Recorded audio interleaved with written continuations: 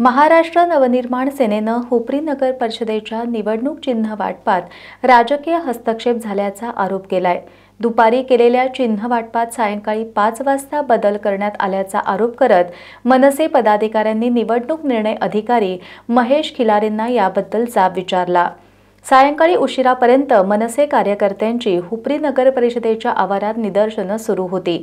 मनसेचे हुपरी शहराध्यक्ष महेश इंगरोळे यांनी भाजपच्या दबावाखाली चिन्ह वाटपात बदल झाल्याचं सांगत संविधान दिनीच संविधानाचा गळा घोटण्याचा प्रयत्न झाल्याचा आरोप केलाय। मनसे शहर कार्याध्यक्ष महेश इंगरोळे आज सकाळी हुपरी पंचवार्षिक निवडणुकीसाठी चिन्ह वाटप आज सकाळी झालेलं आहे।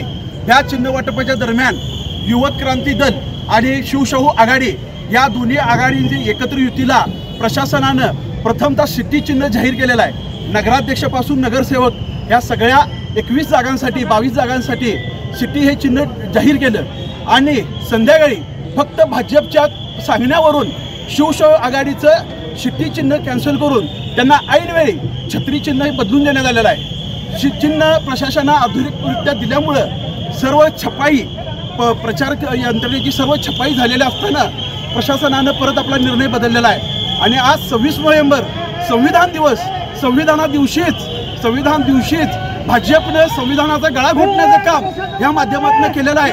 ह्या घटनेचा मी पूर्ण हुपरी मनसे शहर अंबाबाई विकास आघाडी युवक क्रांती दल आणि शिवशाहू आघाडी यांच्यातर्फे जाहीर निषेध नोंद करतो। मनसे कार्यकर्त्यांनी शहरातून घाबरलंय अशा घोषणा देत रॅली काढली।